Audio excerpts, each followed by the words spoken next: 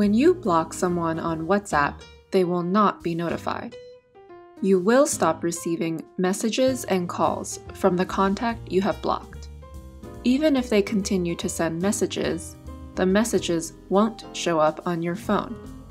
Any messages they send will show the message sent mark on their end, but not the message delivered mark. The contact you have blocked will no longer be able to see your status updates or profile picture. You cannot send messages or calls to this contact unless you unblock them. Here are some things that do not change after you have blocked someone. Blocking someone does not remove them from your contacts.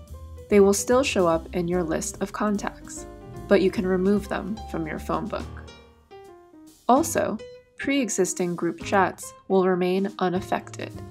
So, if you are already in a group chat with your blocked contact before you blocked them, they can still contact you there.